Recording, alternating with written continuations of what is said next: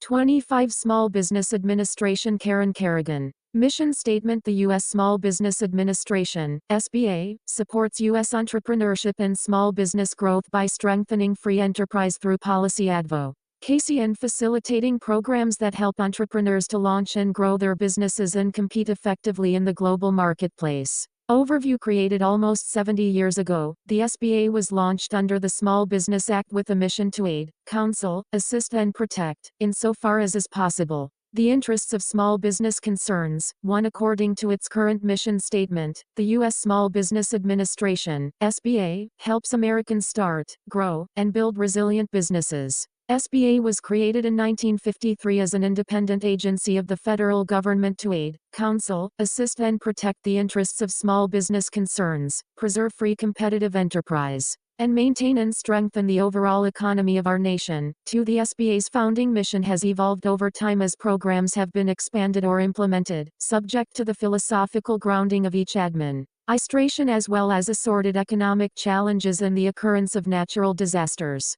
Because of its distinct role in the federal government, the SBA became 746 Mandate for Leadership, the conservative promise, the default agency for providing disaster loans to small businesses, homeowners, renters, and organizations. As a result, hundreds of billions of taxpayer dollars have been funneled through the agency to businesses and individuals over the years. Some SBA programs are effective, others are not. The largest program in SBA's history, the Paycheck Protection Program, PPP, has been credited with saving millions of jobs during the COVID-19 pandemic. 3. A conservative administration would rightly focus on saving small businesses during such a crisis. At the same time, however, various SBA programs have generated waste, fraud, and mismanagement of taxpayer dollars.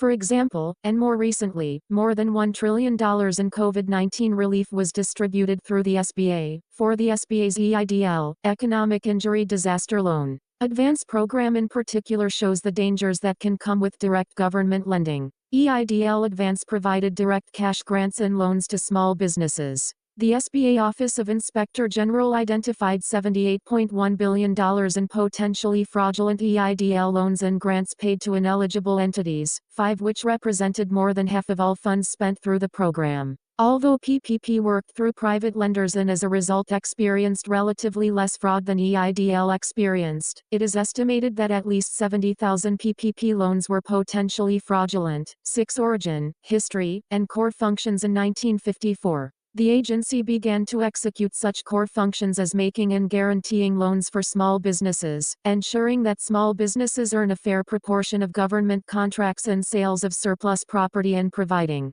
business owners with management and business training. 7. In 1970, President Richard Nixon's Executive Order 11518 enhanced the agency's advocacy role by providing for the increased representation of the interests of small business concerns before departments and agencies of the United States government. 8. This advocacy role was strengthened with the adoption of the Small Business Amendments of 1974, 9 which established the Chief Counsel for Advocacy, and was then reinforced and expanded in 1976 with the creation of the Office of Advocacy, providing additional resources to ensure that small businesses had a voice in the regulatory process. In 1980, the Regulatory Flexibility Act, RFA, 10 further strengthened the Office of Advocacy's role, providing accountability across federal agencies to ensure that they considered the impact of their rulemakings on small businesses. The RFA requires federal agencies to consider the effects of their regulations on small businesses and other small entities.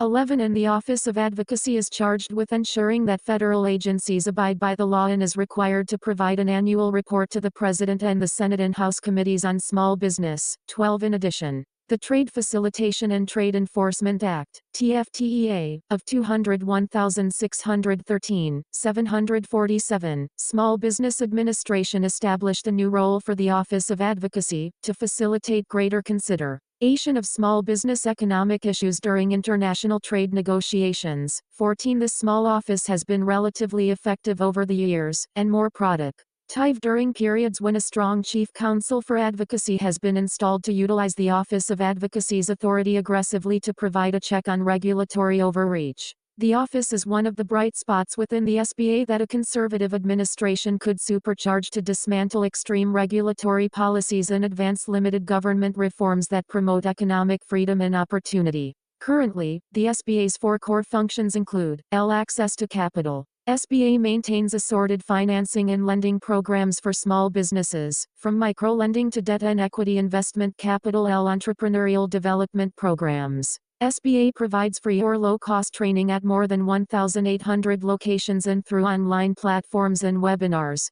Government contracting support programs. Through goals established by the SBA for federal departments and agencies, the broader goal is to ensure that small businesses win 23% of prime contracts. Advocacy. This independent office within the SBA works to ensure that federal agencies consider small businesses' concerns and impact in rulemakings. The office also conducts small business research. Budgetary fluctuation. SBA's budget and programs have expanded significantly under some administrations and have been scaled back under others. President Ronald Reagan cut the SBA's budget by more than 30%, and his annual budgets regularly proposed to eliminate the agency altogether. 15 Under President George W. Bush. SBA Administrator Hector Barreto said that SBA's goal was to do more with less. 16 But this changed because of Hurricane Katrina and a surge in disaster funding. In 2016, President Barack Obama considered streamlining and combining SBA programs and other business-related agencies and programs under one entity at the U.S. Department of Commerce, but opposition within the small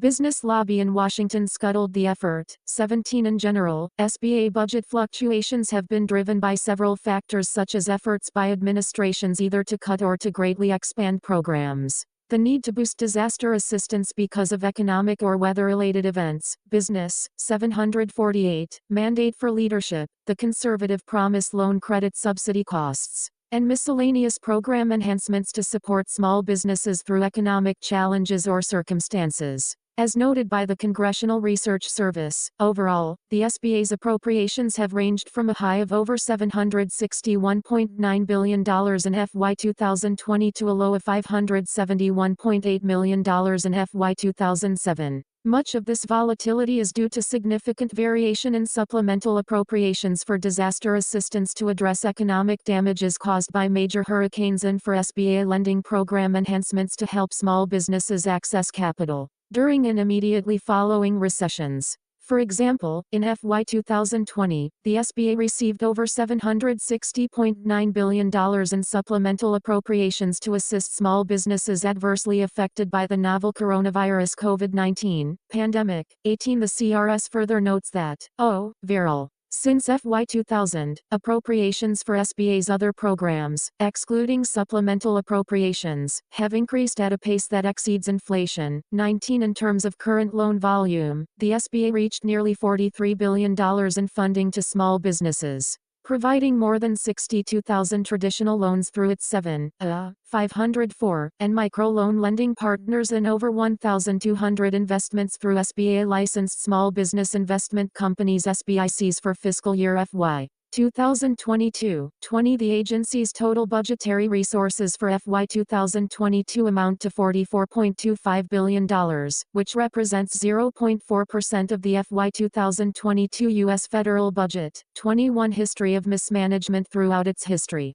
various SBA programs and practices have generated negative news headlines and scathing Government Accountability Office (GAO) and Inspector General IG reports that have centered on mismanagement, lack of competent personnel and/or systems, and waste, fraud and abuse. 22 From the ADA program 23 to Hurricane Katrina 24 to the more current COVID-19 EIDL program and PPP lending program. 25 The SBA has managed to maintain its lending role even when repeated system failures have affected its distribution of funds. Congress has been somewhat responsive, pressuring the SBA to clean up fraud-related matters within its COVID-19 lending and grant programs. 26 Republicans in the U.S. House of Representatives have gone farther, specifying that the SBA needs to improve transparency and accountability and deal with mission creep, the expansion of unauthorized programs, and structural and reporting deficiencies that have allowed mismanagement and fraud to reoccur, largely through massive supplemental appropriations. 27 The SBA is led by an administrator currently a member of the President's cabinet and a deputy administrator. Senate confirmed appointees include 749, Small Business Administration, the Administrator, Deputy Administrator, Chief Counsel for Advocacy, and Inspector General. Entrepreneurs and small businesses require limited government policies that do not impede their risk-taking and growth. A future administration can leverage and strengthen core SBA functions that have been fairly effective at reining in and calling attention to costly regulations and policies that are harmful to small businesses. This core advocacy function is aided both by statutory authority and by a network of small business organizations and allies that support limited government policies. 28. Moreover, an effective SBA administrator and leadership team can work and advocate across the federal government to ensure that extreme regulatory size, or anti-competitive rules and actions that may favor big businesses over small businesses or international competitors over American small businesses, are dismantled or do not progress when proposed. Mission creep and enlargement. As noted, Republicans in the U.S. House of Representatives have evidenced concern about SBA mission creep and the need to make a sprawling, unaccountable agency more focused and operationally sound. Moreover, there is unease that the agency has moved from being open to any eligible small business searching for support to being hyper-focused on disproportionately impacted, politically favored, or geographically situated small businesses and entrepreneurs. Today, initiatives aimed at inclusivity are in fact creating exclusivity and stringent selectivity in deciding what types of small businesses and entities can use SBA programs. For example, even though the SBA under President Donald Trump proposed a rule to remove all of the unconstitutional religious exclusions from its regulations 29 to conform with Supreme Court decisions that have made their unconstitutionality clear, the SBA has not acted on the proposed rule and still uses religious exclusions in determining eligibility for business loans. Several other specific concerns include but are not limited to the SBA's request to become a designated voter agency in response to President Biden's executive order on promoting access to voting. 30. The creation of duplicative channels and pilot programs for the delivery of business training rather than working through existing counseling partners. The programs are largely duplicative of private, state and local government, and educational system offerings. 31. A push to expand direct government lending. 32. 750. Mandate for leadership. The conservative promise the SBA in a conservative administration. Reforming and restructuring the SBA under a conservative administration would meet the needs of America's small business owners and entrepreneurs, not special interests in Washington, D.C. Entrepreneurs believe the SBA is fairly archaic in its operations and programming and must be transformed to serve small businesses in the modern economy effectively. 33. Therefore, a restructured and reformed SBA would end the long-term deficiencies, practices, and problems that have prolonged the decades-long cycle of waste, fraud, and mismanagement. Moreover, the SBA administrator and leadership can provide significant value to all small businesses by strongly advocating for their policy needs and fostering an agency-wide culture that values all small business owners and does not exclude certain groups. Under a conservative administration, success would yield a highly qualified SBA administrator and leadership team that can competently run the agency and enthusiastically advocate for the policy issues and needs of small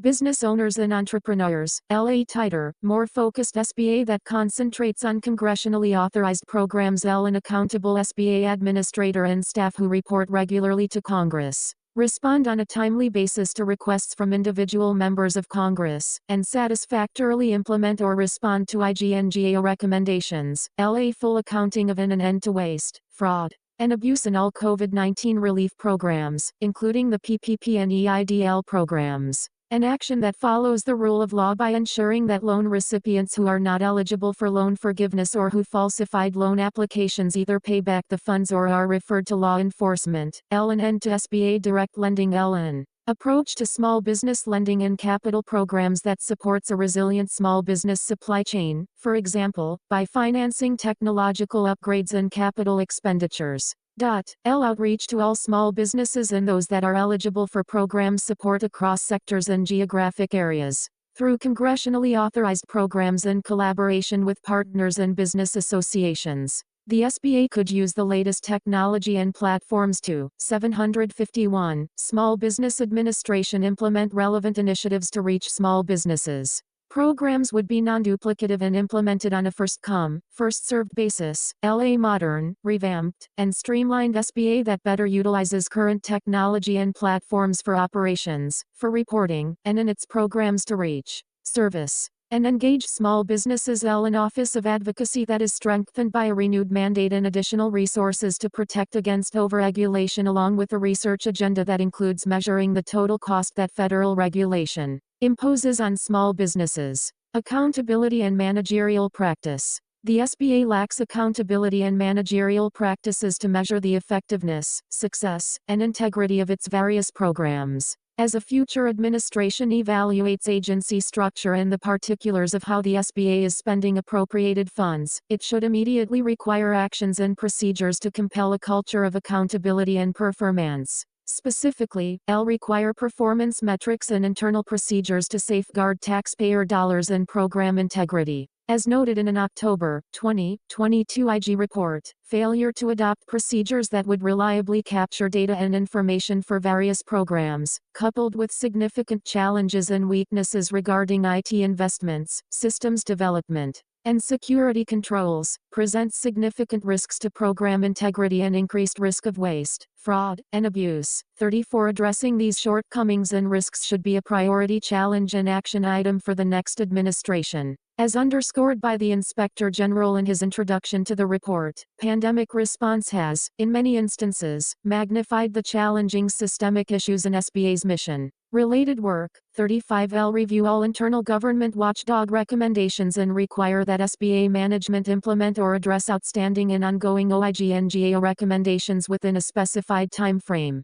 ideally within 90 days of a recommendation and on an ongoing basis. Strengthening the Office of Advocacy. The SBA Office of Advocacy, Advocacy, is an independent office within the SBA. 36 It accounts for about 1/1000th of SBA spending and 0.75% of SBA personnel. Under the Regulatory Flexibility Act, both under its current authority and with suggested 752 mandate for leadership, the conservative promise reforms, the Office of Advocacy could be a powerful weapon against the administrative state's regulatory extremism. Amend the RFA so that all agencies are required to provide a copy of any proposed rule, other than bona fide emergency rules, along with initial regulatory flexibility analysis to the Office of Advocacy at least 60 days before a notice of proposed rulemaking is submitted for publication in the Federal Register. The Office of Advocacy would submit comments to agencies within 30 days, and each agency would have to consider these comments, make changes in the proposed rule based on those comments,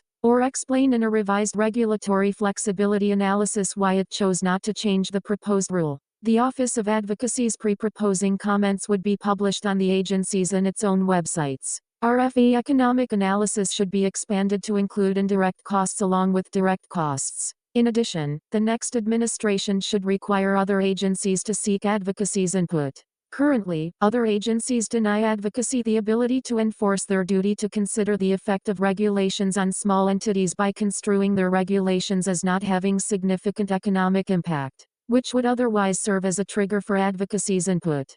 Congress should presumptively exempt small businesses from new agency rules to force agencies to seek advocacy's input and permit new rules to apply to small businesses only with advocacy sign-off under specified criteria. Increase the Office of Advocacy's budget by at least 50%, $4.6 million.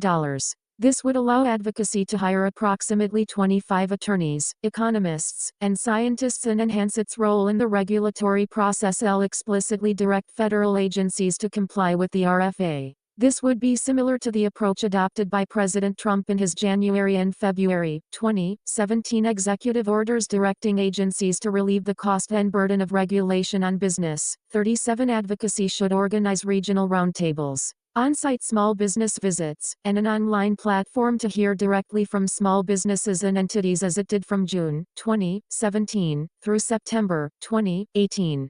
38 This activity produced 26 letters to federal agencies and highlighted specific regulations that need reform and how Congress had addressed the most burdensome rules through the Congressional Review Act. 39 753 Small Business Administration COVID-19 Lending Program Accountability and Cleanup. A major immediate priority for the next administration should be a final accounting and accelerated cleanup of fraudulent COVID-19 loan and grant activity. As noted by the SBAIG, managing COVID-19 stimulus lending is the greatest overall challenge facing SBA, and it may likely continue to be for many years as the agency grapples with fraud in the programs. 40. The next administration should consider bringing in private sector support and expertise to close out these programs. Forgiveness and fraud must be dealt with as swiftly as possible, and law enforcement officials must pursue fraud vigorously. Entities receiving PPP loans that did not meet eligibility for forgiveness must be required to pay back the money.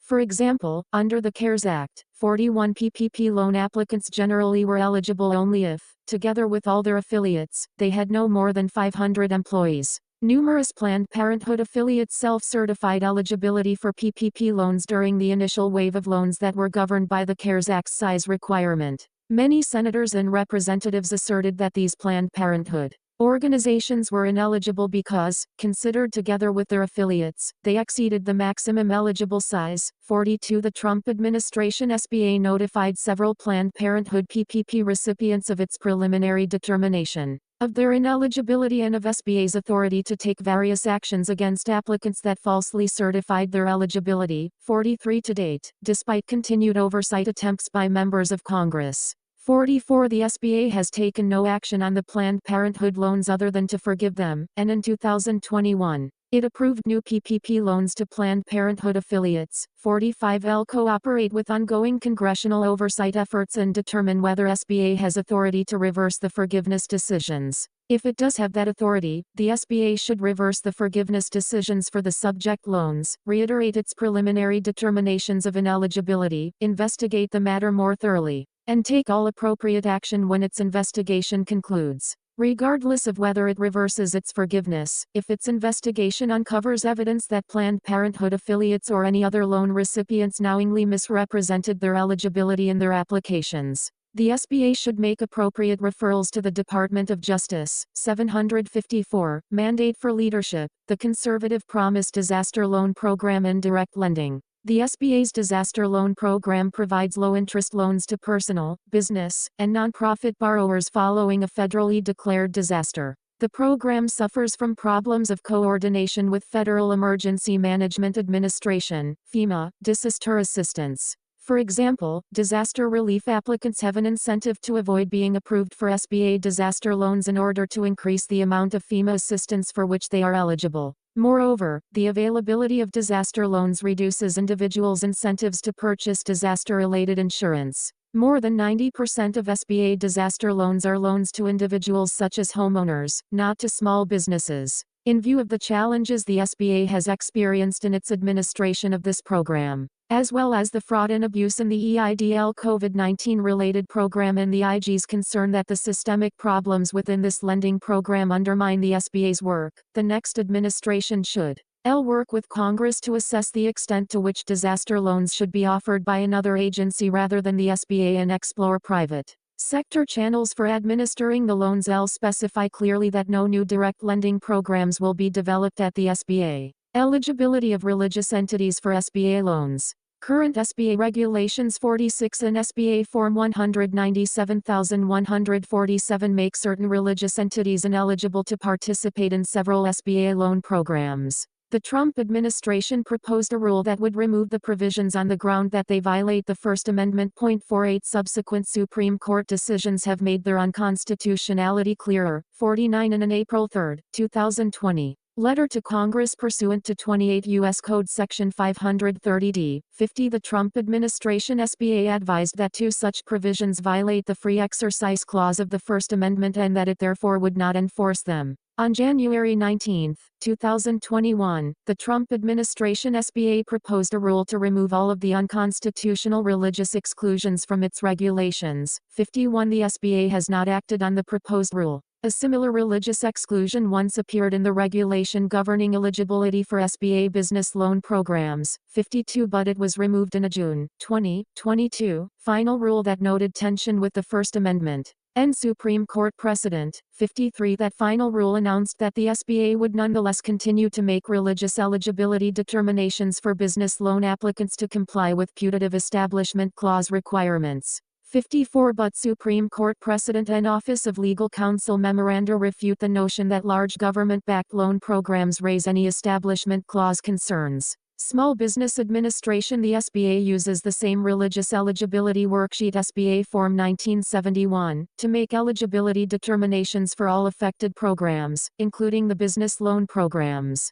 Thus, the SBA continues to act as though the unconstitutional regulation were still in place, and there is no Establishment Clause basis for doing so. The next administration should immediately notify Congress under 28 U.S. Code Section 530D that it will not enforce these unconstitutional regulations. Take down SBA Form 1971. Finalize the Trump administration's proposed rule or publish its own updated proposed rule to remove the unconstitutional regulations. Small Business Innovation Research and Small Business Technology Transfer Programs. The SBA coordinates and monitors the Small Business Innovation Research (SBIR) and Small Business Technology Transfer (STTR) programs for all federal agencies with extramural budgets for research or research and development (RR&D). In excess of the expenditures established in Sections 9(f) and 9(n) of the Small Business Act. 56. The SBIR and STTR Extension Act of 2022 extended these programs from September 30,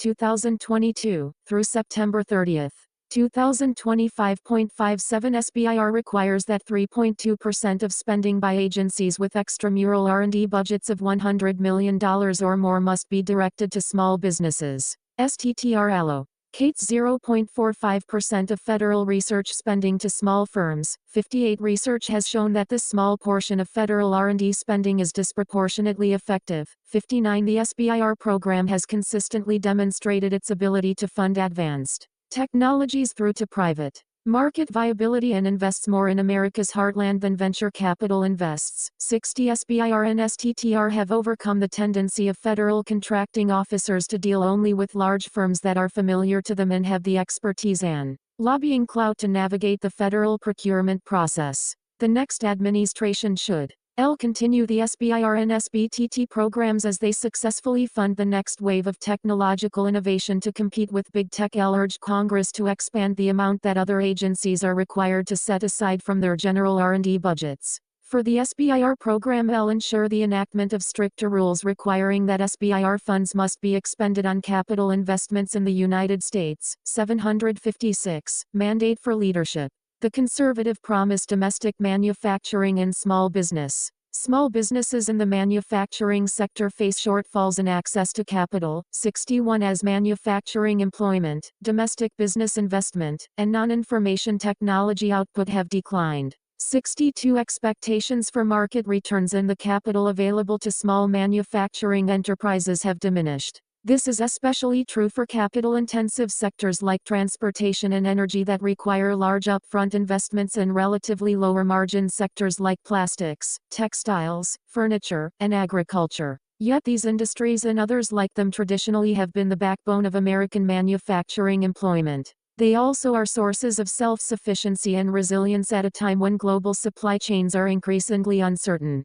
The public policy problems that are caused by declining small manufacturing are especially acute when it comes to the production of advanced technologies. Other agencies and programs invest immense taxpayer resources in basic science and research. Over time, that research results in some breakthrough technologies, but when it is time to put these breakthroughs into practice by manufacturing goods and services, much of the necessary productive capacity is offshore. 63. For many technologies, the American economy lacks the capacity to scale up innovations that might not be immediately profitable. Instead, those technologies are put into practice abroad. In this way, foreign companies and foreign productive sites buy and implement taxpayer-funded American technologies. The SBA's existing programs should be reformed to expand the private market for capital and small manufacturer expansion. The next administration should ask Congress to make available a category of Section 7 loans with a larger available principal that is used to finance manufacturing facility construction and equipment upgrading.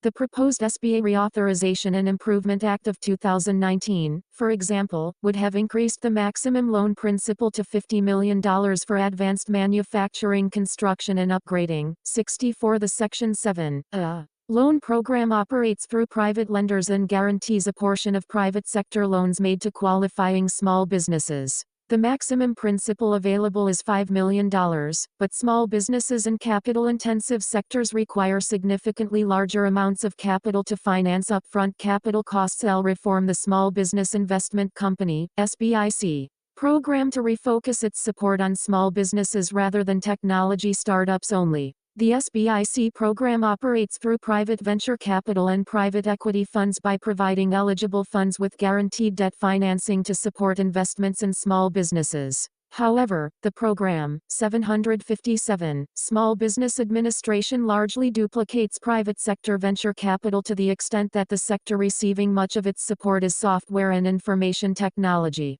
which already received the lion's share of venture capital investment. 65 In addition, Congress should reform the SBIC program to make its financing more favorable to capital-intense investments and small manufacturers. The Health, Economic Assistance, Liability Protection, and Schools, HEALS, Act, introduced in 2020, 66 and American Innovation and Manufacturing Act, introduced in 2021, 67 would allow SBIC to offer longer term financing to manufacturers and make the program more fiscally sustainable. Small business size standard modernization. Many small business programs both inside and outside the SBA use the SBA's definition of small business. Under the Small Business Act, the SBA is tasked with defining what counts as a small business and ensuring that the definition varies from industry to reflect differences in regular size by industry. However, the SBA's small business size standards reflect a one-size-fits-all approach under which all businesses within its size standard are considered small businesses for all eligible purposes, from government contracting preferences to eligibility for SBA loans through private banks.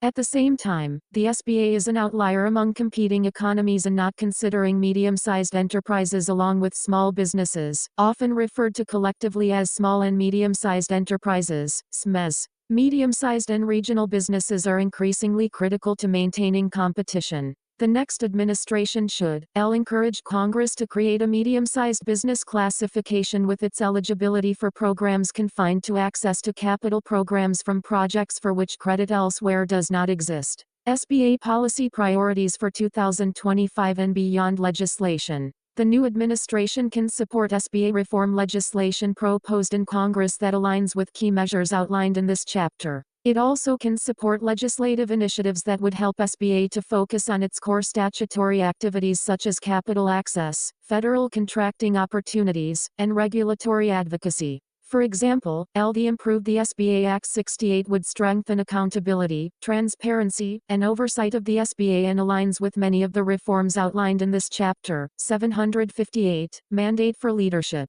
The Conservative Promise. The Small Business Regulatory Flexibility Improvements Act 69 would require federal agencies to perform more thorough RFA economic analysis and provide a rationale for proposed regulations. It also would waive fines for certain first-time paperwork violations. The Small Business Regulatory Enforcement Fairness Act 70, SBREFA, panel process allows small businesses to provide input on agency rulemakings, gives participating small businesses greater procedural rights, and allows for judicial review of agency violations of the SBREFA panel process. SBREFA panel requirements should be extended to all federal agencies. The Fair and Open Competition Act 71 would disallow the use of project labor agreements, PLAs, in federal contracting as required in President Biden's Executive Order 14063. 72, which puts small businesses at a competitive disadvantage and works against the SBA's government-wide contracting goal for small businesses. The Jobs Act 4.073 would advance regulatory improvements and modernization of various Securities and Exchange Commission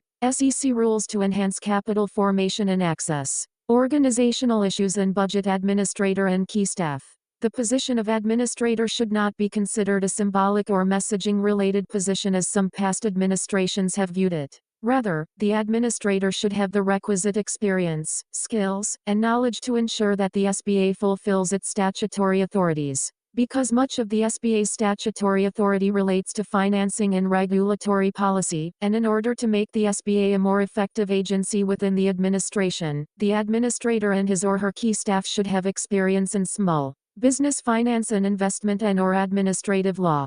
For example, during the COVID-19 pandemic, the SBA was often forced to outsource key designs and administrative follow-through to the Department of the Treasury. The SBA administrator and leadership team must share the president's mission and vision and execute the administration's policies effectively. Budget. The next administration should undertake a comprehensive review of the effectiveness of its various loan and grant programs and provide a report to Congress within 6 months. The report should rank programs by cost effectiveness. In the interim, the roughly $1 billion overall agency budget should be held constant until the report is considered, after which Congress should terminate 759 Small Business Administration ineffective programs, consolidate duplicative functions, and reallocate resources to more effective programs, such as the Office of Advocacy, or consider reducing the SBA budget. Personnel challenges. The SBA continues to expand programs and initiatives without first documenting the effectiveness of existing programs or whether they involve areas in which the agency lacks staff expertise.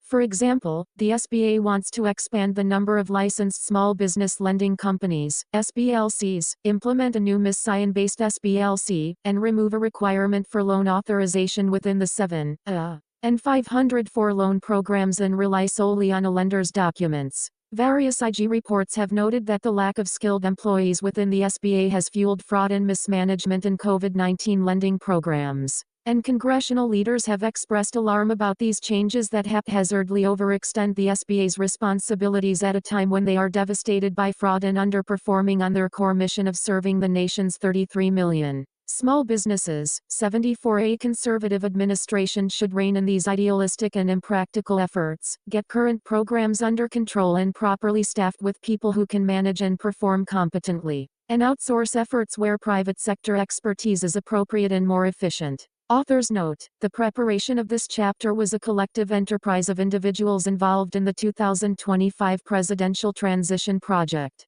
All contributors to this chapter are listed at the front of this volume, but David Burton and Caleb Orr deserve special mention. The author alone assumes responsibility for the content of this chapter, and no views expressed herein should be attributed to any other individual.